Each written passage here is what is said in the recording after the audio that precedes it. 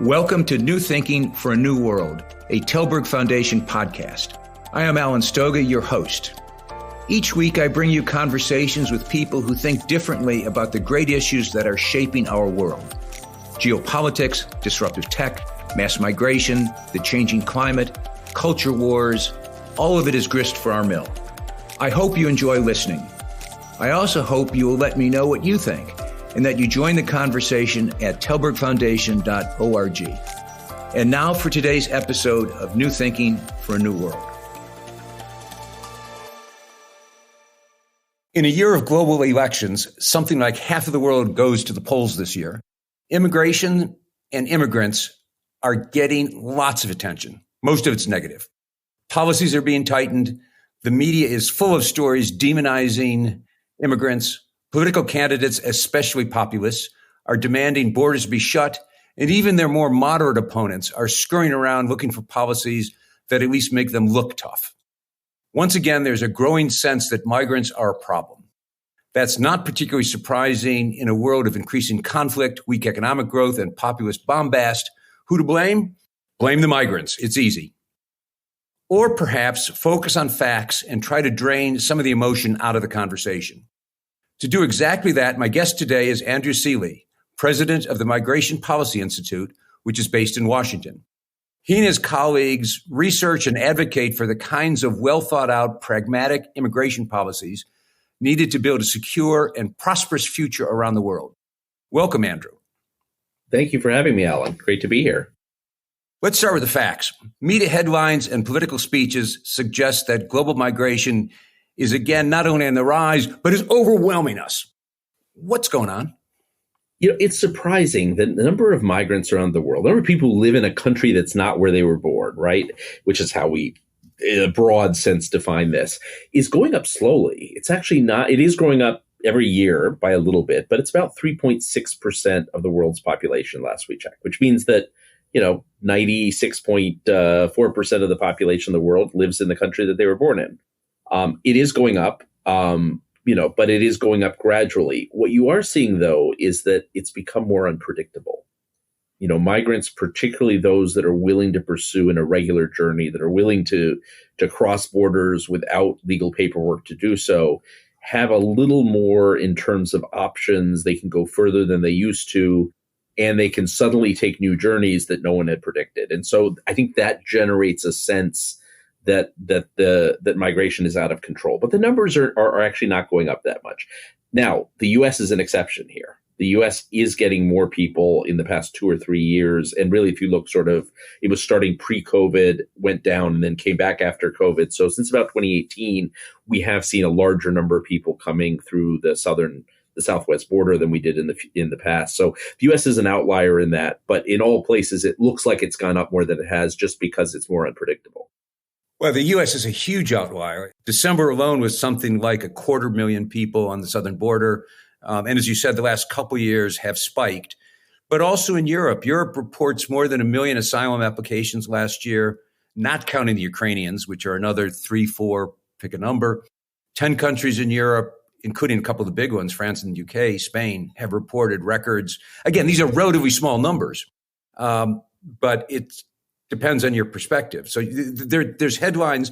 I saw just today that Sudan has sent something like 450,000 people because of the war into neighboring countries just in the last few months. So you get a sense that, yes, a lot of people are on the move. It may not be the kind of hysterical headlines, except perhaps in the U.S. Is this sort of steady state? It's hard to know. I mean, this has always throughout history gone up and down. I do think what has changed, though, is both communication technology and transportation. There are more flights to more places. There is more possible with the kind of communication, social media, technology that we have today to actually plan a journey across multiple countries that no one ever could have thought of at another time. And I wouldn't discount one other thing here, which will sound counterintuitive, but it may be also because the world's a little less poor than it once was. And look, there's an enormous amount of poverty around the world. But the reality is there was a time when most people could not actually think about making an international journey. Or if they could, it was to a journey to the country next door. at most, some country that was maybe slightly better off than where they were. They're still poor, but they have a little bit of savings. They can actually think about, whether they invest in a smuggler and they invest in something, a small business or, a little more education. And when they look at the options, they say, look, I don't think staying here is as good as getting a smuggler and going somewhere else. And so, actually being slightly less poor may be another incentive for people to move, at least in the short term. Terribly important point. It's not that migration is a luxury good, that's an economist talking, but rather that you probably need some resources to move, except in the most extreme That's right. cases of violence and disorder. Exactly. Well, in extreme cases, people will move however it is, and they will often move sort of massively together, right? I mean, because they don't have a choice. But otherwise, people are making strategic choices about this. And the reality is people are still poor, but they have a little more. They were poor and immobile before, and now they're poor and mobile in many cases. And, I think that adds to this as well. The other piece of today's reality, and this is something that you in particular, but MPI more generally have pointed out, is that it's not just North America and Europe that are the destinations. Now, that was always the case. African migration is mostly internal to Africa. Our perception in the North, the global North, we aren't supposed to talk about it that way, is that everybody wants to get in, and they may. But you're looking at countries like Mexico, like Colombia, like Turkey, like Jordan, like South Africa, that in fact have become destination countries. Is that because they can't get into the U.S. and Europe? It's because they can't get into the U.S. and Europe, but it's also because those are decent destinations for many people, right? I mean, there was a time when, the other thing that's going on here is that the world is getting older, right? Lots of countries are getting older. The exceptions are, most of the countries in Africa, a couple countries in Southeast Asia, a handful of countries in the Western Hemisphere, Haiti, Guatemala, Honduras, Nicaragua. Maybe forgetting one or two there. But, most countries in the world are getting older. And so, some of these countries are both better off economically. They become middle income countries and sometimes upper middle income countries. And they have older populations with workforce needs. And so a country like Mexico suddenly becomes attractive, not for everyone. Most Guatemalans would probably rather get to the United States. But if you're worried about getting to the United States, if you think it's a dangerous journey and you're traveling with your child, or someone's already living in Mexico, Mexico suddenly becomes an interesting option, particularly in the north of the country, where in the more industrial parts of the country, where there are real labor market needs and where they're looking for ready and willing workers. And the same thing holds in Brazil, the same thing in Chile. I mean, Chile is getting a lot of migration these days because it's an attractive destination for people from other parts of Latin America, especially Venezuela. South Africa, as you mentioned, Turkey, certainly. And then, of course, there's the two other big drivers, the East Asia, which has been so far less open to large scale migration and physically a little bit removed, but where there are huge labor force needs, right, and aging populations. And then you have the Gulf, and the Gulf has exploded over the past 20 or 30 years and has been really willing to recruit guest labor. But there are now millions and millions of people from Asia and Africa moving, and a little bit the rest of the Middle East, but mostly Asia and Africa, moving to the Gulf and working there for periods of time and making money. And we can question the working conditions. They're not always great, but for many people, it's a step up from what they were doing before. The conclusion, I guess, of chapter 1 here is that more migration, not as crazy as the headlines might suggest it, but it's going to probably continue to grow for good reasons as well as bad reasons. That's right. I think that's exactly where we are. And look, the other aging societies, of course, are United States, Canada, Australia, European countries, right? I mean, we are going to need workers one way or another. We're going to need people paying into our pension systems. We're likely to need to figure out whether we want these people to come legally or we accept the fact that they're coming on unauthorized journeys, but they're going to come one way or another. So let's talk about some of the policies that countries are implementing. I know that you, MPI, have done some work recently with Bertelsmann in trying to set up a real-time monitoring of policy changes, in part because policies are changing pretty rapidly. Just recently looking at Europe, you've got Italy's deal with Albania, the UK's with Rwanda. You've got the French on again, off again. Did they really pass it or not pass new policy? You've got the EU new migration policy as a whole. Several capitals talking about deals with whether it's Egypt or Tunisia, and and even the notion of establishing asylum centers outside of Europe. We can keep them at home, we'll process them there, which of course is something that the United States has also tried. Are there common themes in all of that in terms of where policy is headed, good, bad, or ugly? So I think there's a little bit of everything, right? I think there's some instinct in many countries to say, let's just stop people from coming. And look, you can deter people. There's no question that enforcement can deter people. And if you make it uncomfortable for them to live where they've arrived, you might bring the numbers down a bit. But it has some downsides, right? I mean, if you make it uncomfortable for people who don't have documents but have been there for a long time, you also make it uncomfortable for their kids who may be citizens of the country. You may be driving out your workforce. And so there's some real questions you get into. But certainly that's one trend, right? The other trend is, can we begin to be a little bit more clinical about our asylum systems? Asylum systems have become overburdened almost everywhere in the world, at least in developed countries. And, can we make them a little bit more intentional, a little bit quicker, more fair at the same time, better able to give people protection if they in fact need it, but also able to sort out people who don't need protection and return them so that it doesn't create an unnecessary attraction.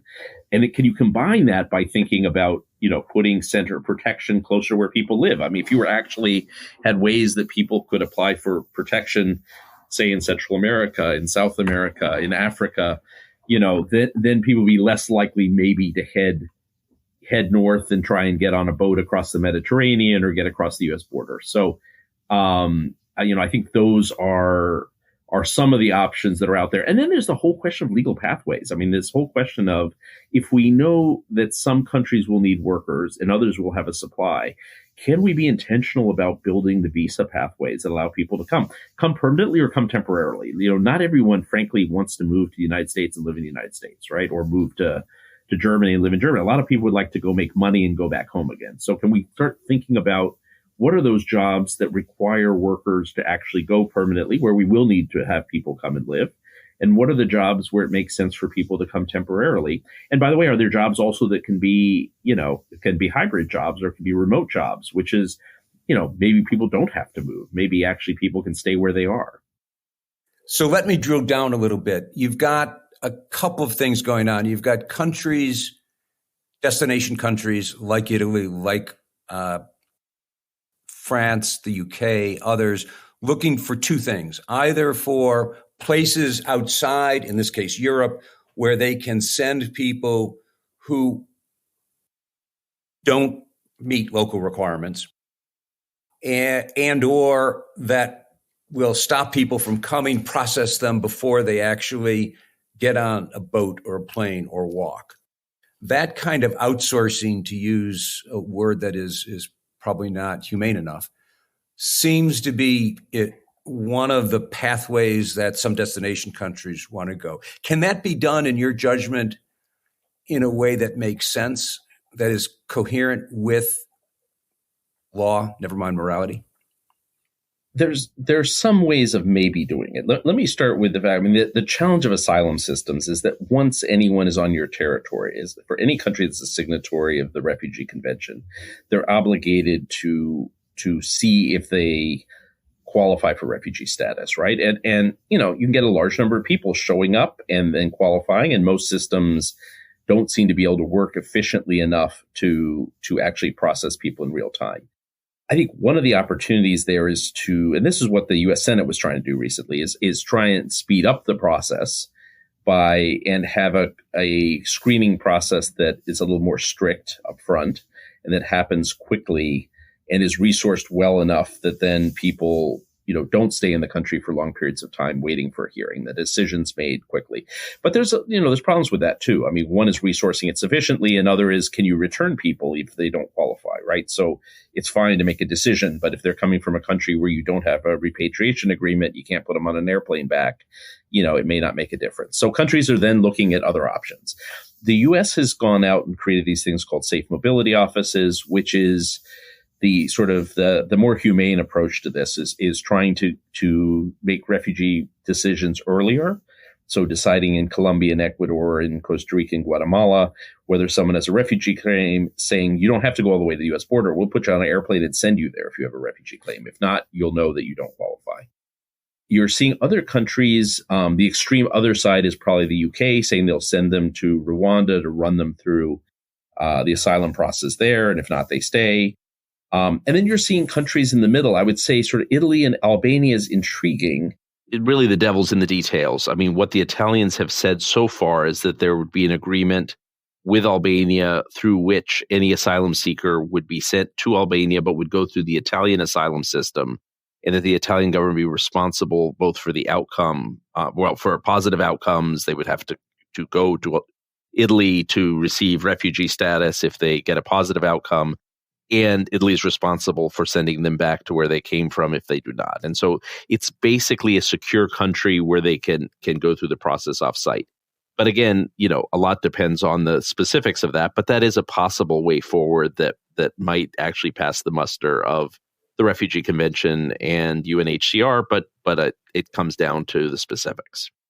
Let's segue for a moment, because that is, I think, the second time you've mentioned the 1951 Refugee Convention, which everybody in your world knows and everybody in the rest of the world has never heard of. But it is important because it's foundational, no? Countries agreed after World War II that they would take anyone who was being persecuted in their home country for a variety of grounds and would give them asylum, would give them protection in another country, right, in the country they had reached. And it was revolutionary. They had tried to do things like this before, but it was really revolutionary because they were thinking at the time of people who had been displaced because of the Holocaust, because of World War II, who were being displaced because of the Cold War dissidents in Eastern Europe and Soviet Union. But it has become, in a world that's in upheaval, it has become, increasingly a challenge to figure out how you give protection to everyone that crosses borders who has protection needs, who's being persecuted. Who does it, where you do it, and how you make distinctions between people who fit the convention definition of a refugee and those that don't. And so this is becoming one of the big issues in immigration systems. And some people would just love to throw the whole thing out, but it really has been foundational in making sure that people who are not protected in their country, who cannot stay in their country, do get protection elsewhere, can go live somewhere else. It's part of what makes us, an interconnected planet where we look out for each other and we make sure that people can get to safety. But how you implement it is complicated in a world where people are more mobile. And to be precise, it is a convention that has been written into law in most countries in the world. That's right. Yeah, pretty much all modern democracies subscribe to it. There are a few that have some limitations, but most of them, and all the countries in the Americas and in Europe are subscribers to it, and most countries around the world. Do you know leaders who, young or old, regardless of where they live or what they do, who are changing the world? Leaders who are not content with what is and are working hard for what could be? If so, please nominate them for the Tallberg SNF Eliasson Global Leadership Prize at tallbergprize.org. The nomination period will open on March 15th. Let's go back to two other examples, both of which I would argue are in their own ways positive, you put air quotes on that word, because I'm going to ask about Ukraine and Venezuela. In both cases, horrific problems in both countries produced massive diaspora, millions and millions of people in a very short period of time. And in both cases, in Europe, Poland and other countries pretty much welcomed the Ukrainians, gave them the right to work, tried to work with that diaspora for all sorts of political reasons. Similarly, in Latin America, much to certainly my surprise, the Venezuelans were welcomed in Colombia and other countries. Again, right to work, efforts to make their exile comfortable. I suspect in both cases, the hope is that this isn't a permanent transfer of population. So there is that asterisk next to the example. But how do you think about those two cases? And is there anything we can learn from them that might apply elsewhere?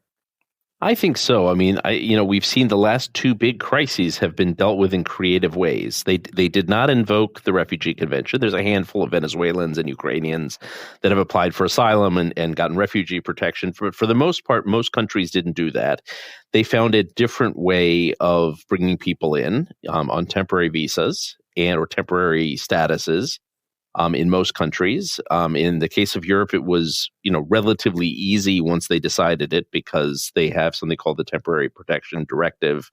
All the countries in the European Union agreed to it, and Ukrainians already had visa-free travel to Europe, so they could get to Europe.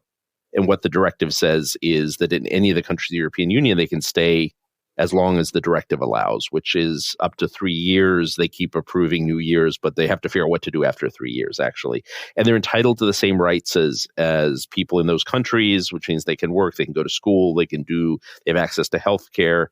And it's been a very easy transition. When you talk to people, it's been tough on some of the frontline countries that get large numbers like Poland. But overall, the countries where a lot of people are going, Germany and Spain, for example, have been able to deal with this because it's a very managed process. And you see the same thing in Latin America. I mean, these are countries that don't have the same sort of infrastructure, and they didn't all make the same decision. Each country made a different decision. Colombia's got 2.8 million Venezuelans. Colombia, that was a country that had almost no immigrants, suddenly has 2.8 million, 6% of their population is born in Venezuela. 1.5 million in Peru, 500,000 in Ecuador, and 500,000 in Chile, 500,000 in Brazil. I mean, you can go down the line. Most of these countries have made some sort of allowance that has allowed people to stay legally, to go into the labor market, to access education and some part of the healthcare system. And you know what? They're being rewarded for it, because what you find out is people come in, they work, and they contribute to, the economy of the countries. And because they've given them legal status, it's a lot less difficult than if you were dealing with people who were seen as arriving illegally. And the process, the underlying foundation is different for both Ukraine and Venezuela. There's an empathy for what these people are going through in their own countries. There is a cultural affinity. Difference between the Polish culture and the Ukrainian culture is minimal. You have religious values, et cetera, et cetera. Those might be special cases, but they're positive cases. I mean, they're cases that perhaps could indeed be built on. I think that's right. I don't think we can generalize and say everywhere in the world will do the same thing. It helps that they're educated populations. I mean, Venezuela was the most educated and the wealthiest country for a long time in South America. And generally speaking, Venezuelans are on average just a little bit more educated than the countries where they've arrived. In some cases, quite a bit more educated. Ukrainians are fairly well educated, not a wealthy country, but the high education level. And what you say, cultural affinity, and then foreign policy, right? There was the whole question that the enemy of my enemy is my friend, right? These are people who are fleeing from tyrannical regimes. In the case of Europe, it's, everyone's solidarity with Ukraine over the Russian invasion, not wanting to be next themselves. In the case of Latin America, looking at Maduro and the Venezuelan regime as a regime that is an outlier and wanting to show their solidarity. So foreign policy played into this too. And I don't think we should discount this. By the way, the refugee system worked really well during the Cold War, in part because people took in those that were fleeing from their enemies, right? And so these foreign policy considerations mattered. Why did the U.S. take in so many Vietnamese? Because the U.S. had supported the South Vietnamese government. On the other hand, you've got the Middle East, you've got some of the African wars, you have Central America, you have issues in Asia like the Rohingya that are almost uniformly treated badly, that are almost uniformly not welcome, and hence swell the illegal line because they can't get anywhere through the legal line. But how ought we think about that handful of places that don't have the kind of empathy or sympathy that certainly help a Ukraine or a Venezuela? It's a lot tougher. I mean, the reality is they're not going as far. They're going to countries that have a lot of extreme poverty. They're going to countries with weak institutions to be able to maintain them. And what tends to end up happening is the international community steps in to maintain them, right? And you have Somalis in Kenya, for example, who have been there for decades and are basically maintained by the international community, but don't have the ability to move into a dignified life where they're in the labor market and starting over again, which has been the magic, I think, for Venezuelans and Ukrainians. Again, with lots of problems, it's never easy to start over. It's never easy to be driven out of your homeland by any means. But they've been able to start. At least the countries have given them the ability to start their lives over. That's not true if you're in a refugee camp. If you're a Sudanese who's in a refugee camp in a nearby country or Somalia, I mean these are. Or in the case of Syrians who are in protracted situations in Jordan and Lebanon. So I think that's a tough question. It is I think a question that we should be learning from the Ukraine and Venezuelan experiences, that it may actually be better for some of the host countries if these people can move into the labor market, can start over and have jobs, can not be in refugee camps, but actually can begin to live lives of dignity. Uganda has tried to do this actually with a lot of the African refugees that have arrived, and it's so far paying off in the case of Uganda. Ethiopia has started as well. But we have to get beyond the notion that the international community is going to just do care and feeding. That doesn't preserve people's dignity and doesn't help them start over. And then there's always the question of, can people go back? But what we know from past experiences, once someone has been out of their country in a protracted situation for 3 or 4 years, rarely do things get patched up enough in the country they were expelled from for them to be able to go back. And people start their lives over in some cases as well.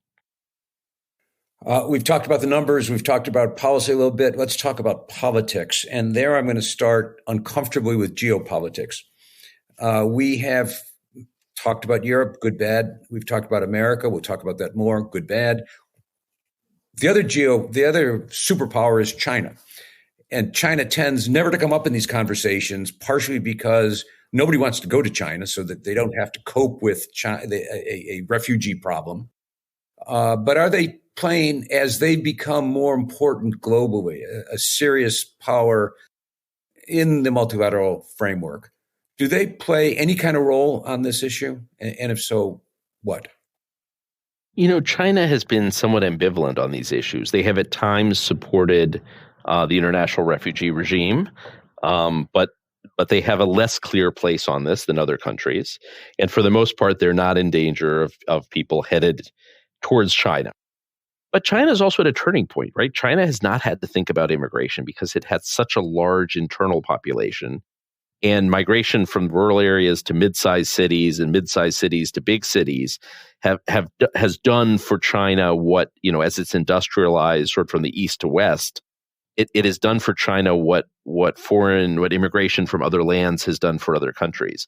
But China is reaching a point where there's not that much more internal migration to happen. And I think there will be a question in the coming years of, does China open up in some way to immigration? And they have had some immigration from nearby countries, a little bit from Africa. They've tried to attract top-level talent, primarily from the Chinese diaspora abroad. But I do think there's a pending conversation. You start to hear this from some Chinese thinkers about whether China needs an immigration policy.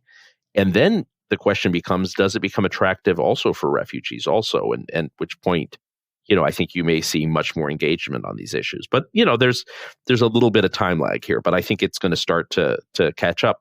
You've seen other countries like Japan, which has very limited immigration, has started to have more immigration for work reasons in the past few years. But Japan has always been a big player on international refugee issues, despite not being a major immigration country. But that is an exception. Well, in fairness to the Japanese, that was effectively part of the deal. You are not going to take migrants. You said you want a homogeneous society, but, and I don't mean this just in a crude financial sense, you're willing to support the system. You're willing to pay for the system. They send, as you know, people to run these systems. That's right. So they've been engaged not just with dollars, but also with talent. A lot of talent, and they've invested heavily in this. But Japan is also, of course, a country now that is suddenly in the place of needing a workforce, right? It's an aging population. Japan and Korea and Italy, right, are among the countries with the oldest populations in the world. And you started to see in both Japan and Korea attempts to bring in workers primarily through temporary programs and training programs. But now they're beginning to have the debate of, do they let people settle permanently? Do they actually have to have immigration to meet not only the workforce needs, but also who's paying into pension plans and public services for the long term? And so they may suddenly, and they've had, Japan has been willing to discuss taking small numbers of refugees as part of that as well. We'll see if that changes over time. You've just put your finger on one of the great ironies of this entire conversation, which is that the industrial world is aging at an accelerating pace. We don't yet have the technology to have technology replace those workers. It will happen in time, probably, but there is a severe timing problem. Yet it is exactly the politicians, and especially the populists, more on the right, but also on the left, who are screeching the loudest about not wanting to take more migrants, that this is a problem, not a solution, that we need to put barriers. That's obviously true in the United States in terms of the U.S. debate, but it's true in Italy, it's true in the Netherlands, it's true in the UK, it's true all over the place. How do you think about that? Is it just politicians being stupid, which is always one possibility? Is it politicians being responsive to voters? That's what people want, good, bad, or ugly. And does it risk a disaster? I think it definitely risks a disaster, but I think there's three things going on here, right? I mean, there is a set of people in most of the countries where immigrants are arriving, most developed countries, who are really worried about cultural change, right? They're worried about the way immigrants, in fact, change the society they move into. And the U.S., we have this, but the U.S. actually is a society that has long had changed through immigration. It's much tougher in a country like Japan or Korea or China someday, where this will be a new experience, right? It already is a new experience with limited immigration, and it's going to get bigger. But it's a big issue in, the United States and France and Germany. I mean, take your pick, Denmark, Sweden. These are cultural change. People who arrive change the culture. That I would say that's a good thing in most cases. But we can also understand how that also challenges people's notion of what it means to belong to those countries. There's a second thing going on where some jobs are becoming precarious, primarily working class jobs in some societies. And I think people are not sure whether immigrants or robots or trade is the culprit, and immigrants are the easier to blame. And so I think there's some precariousness in the workforce that goes into this as well, and that's actually understandable. And it's worth a real conversation around this. Most of the evidence tells us that immigrants are complements to existing workers. They actually expand the economy at the same time that they take jobs, and that tends to end up benefiting the society overall. But it is worth having those conversations and looking at the impacts. And the third thing that's going on, those are two things that I think mitigate against immigration in general, where some parts of populations are really worried about immigration in general. That's not the majority, but it's some part of the population, at least not in the United States, perhaps in some other countries. But the other is this lack of control. And I think that is where you get the middle ground begins to move a little bit. And, there's a lot of people. There's a great Wall Street Journal poll recently that showed that most Americans are really worried about the border. And this tracks with what Gallup tells us as well. They're very worried about the border, but they're actually quite in favor of immigration. And Americans actually get the nuance here. They get the fact that we need workers. They know immigrants. They may be immigrants themselves. Many, many Americans, are either immigrants, children of immigrants, spouses of immigrants, right? I mean, this is part of our lives. So Americans aren't mostly anti-immigrant. They actually know that immigration is part of the United States. And if anything, people have gotten more positive on immigration over time. What they're concerned about is there's not an order for how people come in, and that they have seen the system break down, and they don't want decisions on immigration made without knowing that there's credibility in the system. And I think that's what moves the middle ground, at least in the United States. I think that's a terrific point. I will complement it with an anecdote. I remember during the big German migration, when Merkel threw open the border and 1 million people show up, I was talking to a German friend of mine who I would put on the far center right, not the far right, but the far center right. And she was complaining about the policy. And I thought it was going to be a racist rant. Turned out what she was incredibly upset about was the disorder. She actually said, we're Germans. We know how to do this kind of stuff. We should just do it right. And so it makes your point that part of the failure of the system, which is to say the failure of the politicians and the institutions, is that we have the messes that I can watch on my TV, whether it be in Italy or in the United States or in Britain, solving that problem, getting competence back into government. I think it's a general problem, but it's a very specific issue with regard to this space, I think. Yeah, I've been fascinated watching Giorgia Meloni, the Prime Minister of Italy, because she has gone from being she ran on a very anti-immigration platform when she in the parliamentary elections, but she has now come around on the fact that Italy needs workers, that Italy needs people to come in through labor immigration routes. And so she has a much more nuanced view, right? Which is she's trying to stop unauthorized migration, but she's trying to figure out how they encourage work migration. Now, I'm not sure they've really hit the sweet spot on how to do this, but I think it tells you that the contradictions that are in the system. In the United States, I think there's, Republicans have often in recent years erred on the side of thinking that they can just keep people out. I don't think that's the way the Republican Party used to be, by the way. I mean, I think this is a shift away from the Bush presidency, the two Bush presidencies, to a different Republican Party. But the tendency has been we can keep people out. But Democrats go the other way, and Democrats err on the side of not understanding that they need some control too, and that people really want to know. They're okay with folks coming in. They want to know how they got there and that they came through an orderly process. And I think either of those positions is an outlier. Most Americans are somewhere in the middle, and I think most people in most countries are somewhere in the middle. The middle may be at slightly different places in different countries. There may be different comfort levels with immigration overall. But in most industrial countries, we know we need workers. We know we need people to pay into the system. By the way, not all of them have to stay permanently.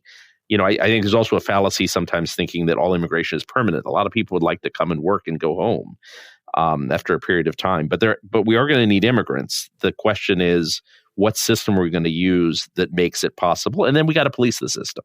I mean, you do have to enforce the system.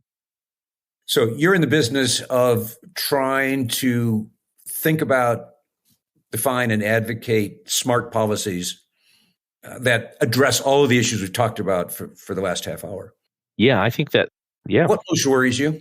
What worries me, I think, is is that this becomes a symbolic dividing line. It ultimately becomes about other things. I joke to my colleagues sometimes that I wake up in the morning and see immigration issues all over the media, and I think, wow, we're really in the center of everything, and this is great. And then by noon, I realize that most of this is symbolic politics and has nothing really to do with immigration policy, right? This is shorthand for what we think about diversity or what we think about sovereignty, or, there's a lot of things, we want to build a wall on the border with Mexico is really not about Mexico and not about immigration, but is about bigger things, about a threatening world, or we don't want to send anyone home because that would be a violation of our commitment to build a diverse society. I mean, these become shorthand for these other debates we're having. And my fear is that our real need to come up with sensible policy on immigration that helps our economies, that allows families to stay together, that allows us to have good universities that attract people, that allow people to, in poor countries, to be able to have an opportunity to earn more money and send it back and pull themselves out of poverty. All these good things that we could do with migration come crashing down because it becomes a shorthand for all these other fears that we have. And we spend a lot of our time trying to get back to what the real issues are and how you actually make some sensible decisions and try and crowd out some of the noise at the margins. Thank you, Andrew Selee, for this conversation. I'm glad that the institution that you run is not just in America, hasn't been located in the United States, but you really are trying to work on what is essentially a global problem at the global level. Yes. And that's the only way this can be successfully addressed. So good work. Thanks for having me on today. Great to be with you, Alan. Thank you for listening to this episode of New Thinking for a New World. I'm Alan Stoga, podcast host, and I look forward to your joining our next conversation. Remember, tell us what you think at tallbergfoundation.org.